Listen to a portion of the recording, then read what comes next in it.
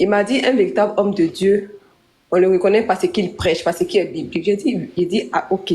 Alors pourquoi on me demande de partir chez Kangouka, sachant très bien que quand il prêche, je ne vois pas vraiment les paroles bibliques dans sa bouche. Il me dit qu'il y a certains hommes de Dieu qui ne connaissent pas la vérité, mais qui ont des dons authentiques. Donc ça me fatigue un peu, parce que la parole de Dieu nous dit, obéissez à votre conducteur. Donc Alors, là, c'est un peu compliqué pour moi. alors, ma sœur, tu dois savoir que il y a toujours un esprit qui est derrière un homme. L'Écriture dit, qu'y a-t-il entre la lumière et les ténèbres? L'Écriture dit encore, un peu de levain fait lever toute la pâte. Alors, peut-être que tu ne le savais pas, mais je t'informe que ton assemblée est dans ce qu'on appelle les partenariats. C'est comme ça que ça fonctionne. Donc, la Ligue des églises protestantes, voilà, sont comme comment dirais-je, un conglomérat, c'est-à-dire une sorte de grosse réunion où les uns les autres s'entraident. Voilà pourquoi tu vas voir que même dans ICC, il y va. C'est vraiment un peu ce problème qu'il y avait entre le groupe de Marcelo Tounassi et le groupe de Joël Tatou. Je pense que vous avez tous vu cette fameuse réconciliation après la mort de la femme de Marcelo Tounassi. Alors, lors de la prise de parole de Joël Tatou, qu'est-ce qu'il a dit? Il a dit que les gens sont passés sur sa chair, mais ils ont prêché ce qui est faux. Mais comme ils sont de Dieu, ils ont laissé passer. Cela montre encore plus que on ne peut pas venir mettre le levain et vous laisser le levain passer. Donc, en fait, c'est une histoire d'homme. Donc, ton homme de Dieu est uni justement à l'esprit qui est derrière. C'est une question d'esprit. C'est pourquoi j'ai dit. C'est une question d'esprit. Voilà pourquoi tu te poses la question que, mais attends, mais tu sais très bien que ce qu'il enseigne est faux. Mais il te répond ceci. Il y a beaucoup d'hommes de Dieu qui enseignent le faux, mais qui ont des dons. C'est grave. Je me demande, est-ce qu'il t'a vraiment répondu comme ça? Oui, oui, parce qu'il a dit qu'il peut ne pas être il peut ne pas avoir la connaissance maintenant, mais le don est authentique. Donc je lui ai demandé, donc comment je fais pour savoir que telle personne a un don authentique? Parce que moi je me fie à la Bible, je me fie à ce qui est écrit. Donc quand je vois l'enseignement de Kangouka, ce n'est pas biblique, donc je ne peux pas aller là-bas à sa convention. Donc, mais il me parle de dons authentiques. Donc, je voulais savoir quel est le rapport entre un don authentique et un mauvais service. Je ne sais pas, je suis un peu... En fait, ta question est de savoir. Parce qu'il y a dans la Bible, il y a ce qu'on appelle les miracles mensongers. D'accord. Alors, qu'est-ce qu'on appelle miracle mensonger? Je vais lire ça dans 2 Thessaloniciens, chapitre 2, au verset 8. L'Écriture dit: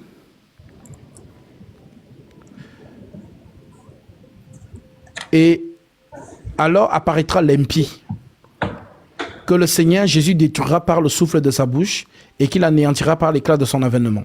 L'apparition de cet impie se fera par la puissance de Satan. Écoute bien.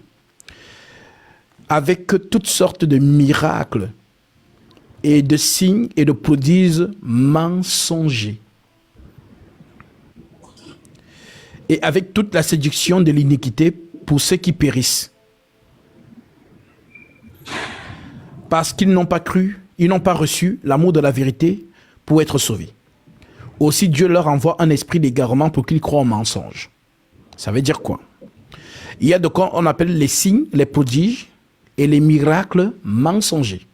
En d'autres termes, la personne qui fait le miracle ne se tient pas sur le roc, mais le miracle est manifeste. C'est ce qu'on appelle un miracle mensonger. Sauf qu'aujourd'hui, c'est ce qui arrive, les gens ne regardent pas le roc, mais regardent le miracle. Donc si une personne, c'est un peu comme Simon le magicien, qui a fait beaucoup de miracles, mais qui n'était pas de Dieu. Mais comment les gens l'appelaient? Homme de Dieu. D'accord. Donc ce qui fait donc en sorte que, tu vois, si par exemple, au Vatican, tu sais qu'il y a des miracles, n'est-ce pas? Si. Il y a des prodiges. Exactement. Voilà. Tu vas voir des statuettes qui pleurent le sang. Exactement. Voilà. Maintenant, tu vas te dire, mais attends. Mais ils enseignent le faux, mais comment se fait-il qu'il y ait ce genre de manifestation? C'est ce qu'on appelle le miracle mensonger, parce que le miracle vient solidifier la foi d'une personne. Et c'est ça dans la ruse de l'ennemi. Ça veut dire que lorsque celui qu'on lui dit, on dit que non, il ne faut pas prier Marie. Alors pour qu'elle continue à prier Marie, il y a une entité qui apparaît dans une boule bleue. Et quand la personne voit ça, il se dit, mais attends, c'est un miracle, Marie apparaît. Et ça devient des lieux de pèlerinage. Exactement, c'est ça. Voilà. Donc, Kangou Kadon, lui, son effervescence est basée sur quoi? Ah, viens, Kangou Kadon, il a le miracle. Exactement, le guérison, tout ça. C'est ça, en fait. Alors, les gens abondent, courent. C'est-à-dire qu'ils prêchent le faux. Qui ne prêche pas le faux, et ils veulent voir le miracle. Exactement, c'est ce qui me fatigue. Voilà. Et c'est donc ça. Donc, en gros, ce que je vais te faire comprendre, c'est que le vrai miracle, c'est là où il y a la vérité. Le roc est respecté et le miracle est accompagné. Je prends par exemple un exemple dans Actes chapitre 4. Actes chapitre 4, je pense au verset 19.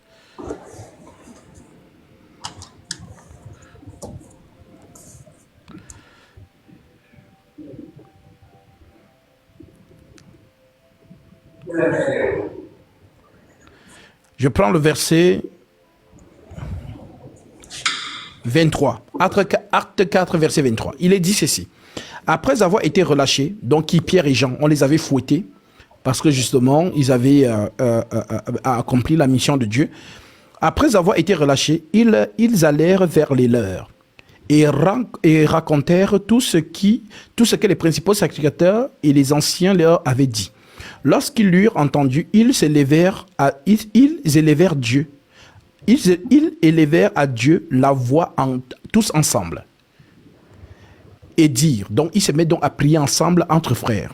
Ils dirent, Seigneur, toi qui as fait le ciel et la terre, la mer et tout ce qui s'y trouve, toi qui as dit par le Saint-Esprit, par la bouche de notre Père, ton serviteur David, pourquoi ce tumulte parmi les nations et ces vaines pensées parmi les peuples? Les rois de la terre se sont soulevés. Et les princes se sont ligués contre le Seigneur et contre son roi. En effet, contre ton saint serviteur Jésus, que tu as oint, Hérode et Ponce Pilate se sont ligués dans cette ville avec les nations et avec les peuples d'Israël pour faire tout ce que ta main et ton conseil avaient arrêté d'avance. Et maintenant, Seigneur, vois leurs menaces et donne à tes serviteurs d'annoncer la parole avec pleine d'assurance. Et en étendant ta main pour qu'il se fasse des guérisons, des miracles et des prodiges par le nom de ton saint serviteur Jésus. Amen. Donc tu vois donc que les apôtres vont donc prier pour dire au Seigneur que permets-nous d'annoncer la parole avec vérité et assurance. Ça veut dire quoi? Ça veut dire que le vrai miracle ne vient que sur la vérité. Mais si vous voyez que la vérité n'est pas dite, ou alors les Saintes Écritures sont contredites, mais vous voyez un miracle, c'est la puissance de Satan qui est là. Parce qu'on ne fait que le miracle par la puissance de Dieu ou par la puissance de Satan. Donc, c'est donc ce que les apôtres vont donc demander à Dieu ici que, je répète cette écriture, et maintenant, Seigneur, vois leurs menaces et donne à tes serviteurs d'annoncer ta parole avec une pleine assurance. Donc la parole ici, c'est la vérité. D'annoncer ta parole avec une pleine assurance en étendant ta main pour qu'il se fasse des guérisons, des miracles et des prodiges par le nom de ton Saint. Amen.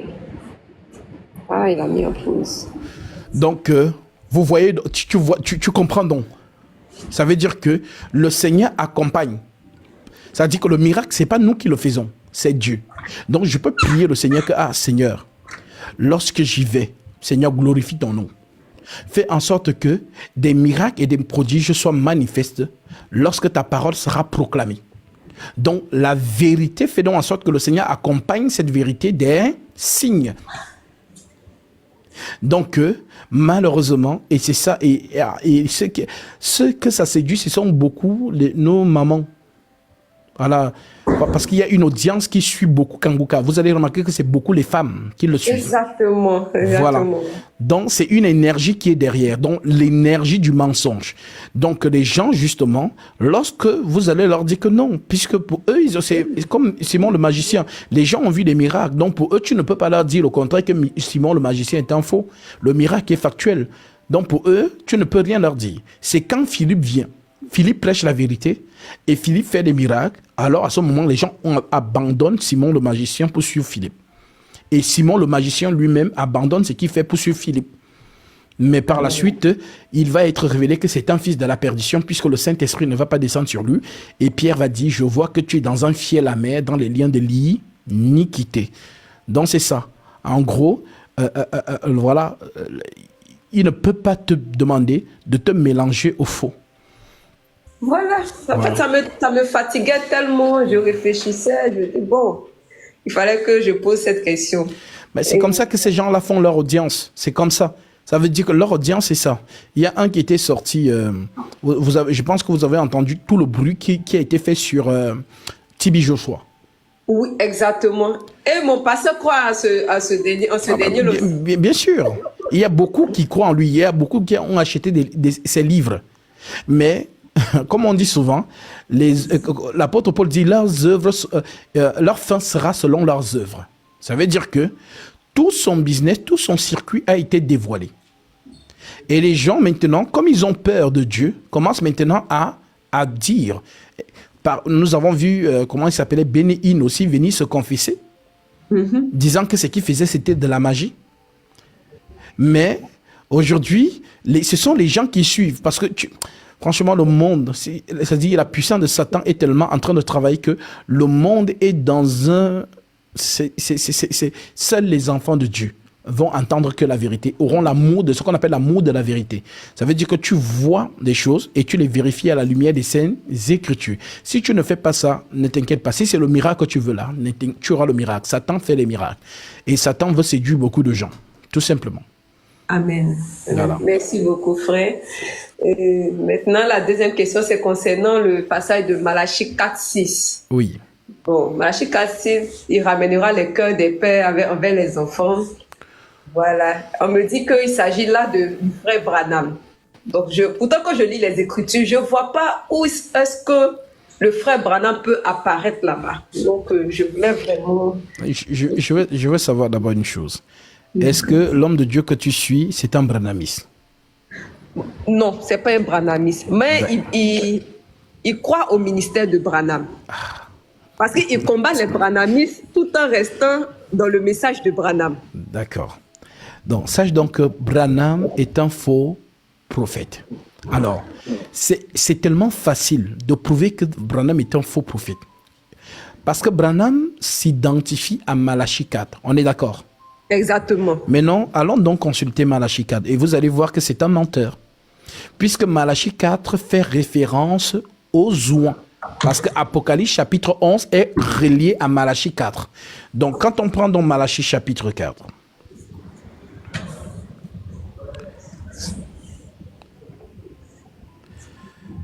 Malachie 4, verset 1, l'Écriture nous dit, « Car voici le jour vient. » Donc, il y a un jour qui est annoncé.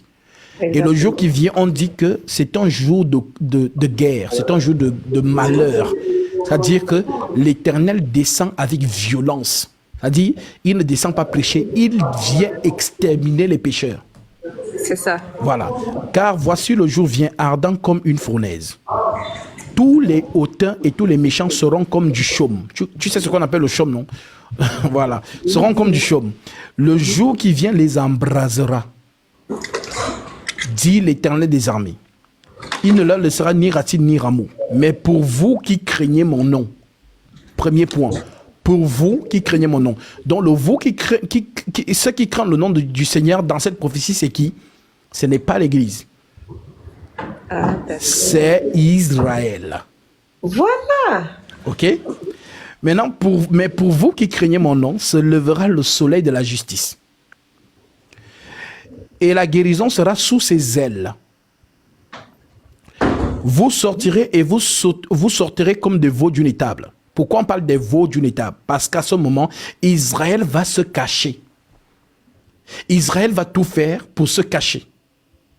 Mais maintenant, eux qui ont peur, toutes les nations courent derrière eux pour les tuer. Israël a peur, ils se cachent donc.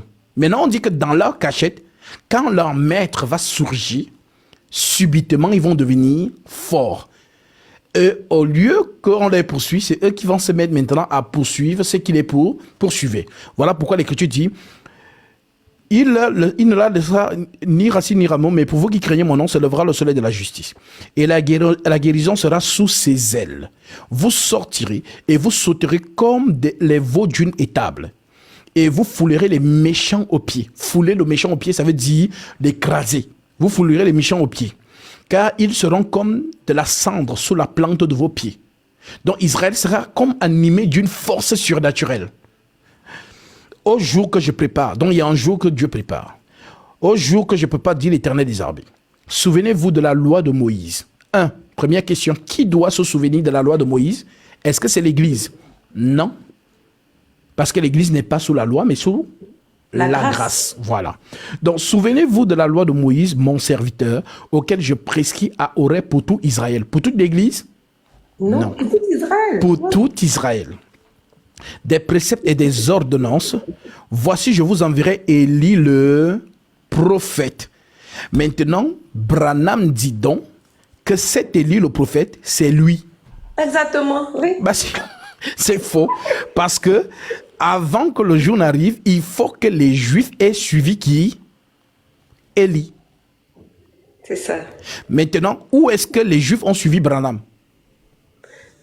Vraiment, ça me fatigue. Je pose des questions, me ramène à Branham, je rentre dans la Bible, je sors. Bon, c'est aussi facile de démontrer qu'il est faux. Donc, aucun Juif n'a suivi Branham. Ça veut dire, quand on dit les Juifs, l'assemblée d'Israël restée doit suivre Élie. Parce que c'est par Élie qu'ils vont croire en Jésus. Voilà pourquoi, si je prends l'exemple de Jean-Baptiste, avant que Jésus ne vienne, c'est Jean-Baptiste qui est venu, qui disait au peuple d'Israël que repentez-vous, car le royaume des cieux est proche. Voilà, le Seigneur arrive. Donc celui qui vient après moi, il est ceci, il est cela. Israël a commencé à venir se baptiser pour attendre le Messie. Donc c'est que le même esprit, parce que Jean s'appelle Jean, parce qu'on lui a posé la question, es-tu Élie? Il a dit non, parce que lui c'est Jean. Maintenant, la prophétie dit que lui, il travaillera avec l'esprit et la puissance d'Élie. Donc, l'esprit qui l'influencera, qui sera en lui, qui travaillera avec lui, c'est l'esprit d'Élie. En fait, l'esprit d'Élie n'est rien d'autre que le Saint-Esprit. C'est cet esprit, c'est ce qu'on appelle l'esprit d'Élie. Il n'y a pas le Saint-Esprit à part et l'esprit d'Élie à part. Ou bien l'esprit de Dieu à part. Non, l'esprit d'Élie, c'est le Saint-Esprit. Exactement. Voilà. Donc, on dit donc que voici, je vous enverrai Élie le prophète avant que le jour de l'Éternel n'arrive. Ce jour grand et redoutable, il ramènera le cœur des pères à leurs enfants. Alors, ramener le cœur des pères aux enfants, c'est quoi? C'est de prêcher la loi. La loi, c'est le père. C'est ce qu'on appelle le précepte. Selon Proverbe chapitre 6, verset 20. Le précepte, c'est la parole du père. Donc, la loi. Donc, Élie va rappeler la loi à Israël. C'est ce qu'on appelle ramener le cœur des pères aux enfants. Et il ramènera le cœur des enfants à leur père. Alors, le cœur de l'enfant, c'est quoi? C'est la foi. Car Jésus dit, si votre foi n'est pas comme celui de ces petits enfants, vous n'entrez pas dans le royaume des cieux. Donc, la foi, c'est le petit enfant. Donc, Élie vient prêcher la grâce, donc la prédication de la croix à Israël.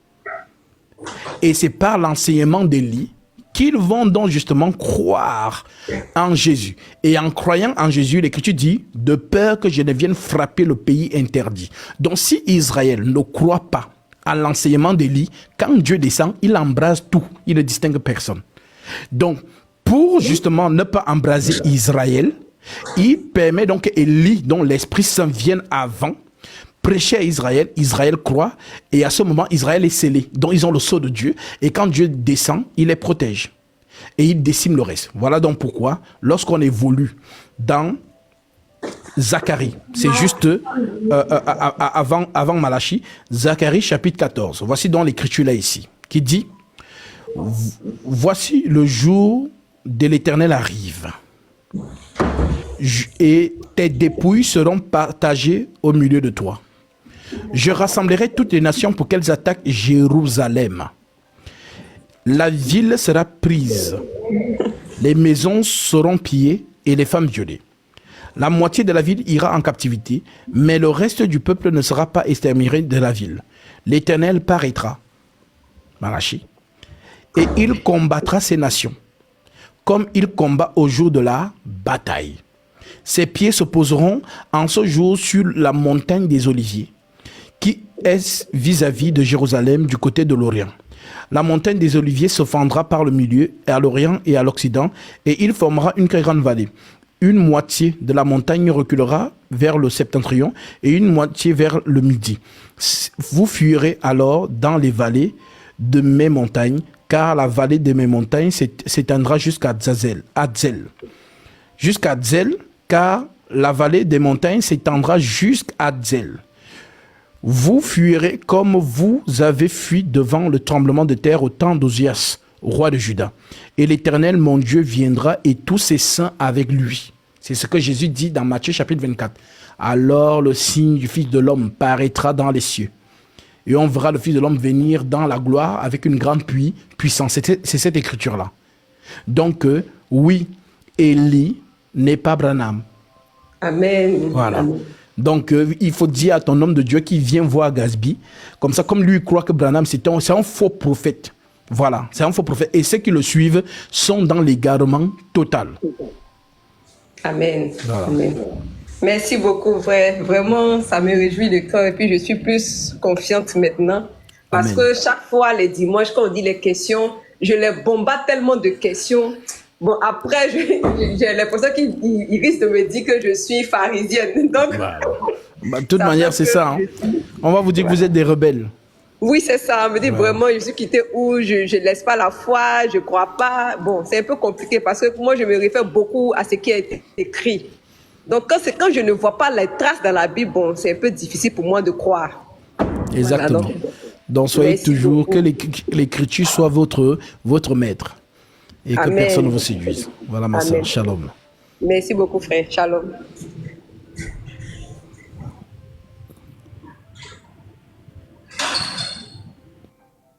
Donc, Branham, vous avez vu, il y a beaucoup de gens qui suivent ce mouvement-là. Et ça me fait de la peine. Beaucoup de gens suivent ce mouvement-là. Branham, c'est un faux prophète. Voilà, le branhamisme est un faux mouvement. C'est une secte pernicieuse. Donc, si vous êtes dedans, sortez de là. Et je mets au défi tout soi-disant homme de Dieu branhamiste de venir en débat avec moi au sujet de Branham. Voilà. Donc, tout simplement. Moi, comme je le dis souvent, j'enseigne devant tout le monde. Et s'il y a quelqu'un pour me contredire, tu envoies ta demande. Et à la lumière des Écritures, nous allons ouvrir ces Écritures et la vérité va s'éclater. Voilà, parce que la vérité triomphe toujours. Et l'Écriture dit toujours vrai. L'Écriture, c'est la lumière. Donc, si vous êtes dans un mouvement ou si vous connaissez quelqu'un dans votre entourage qui est dans ce qu'on appelle le branhamisme, sachez qu'il est dans le faux sur le chemin de la perdition. Tout simplement.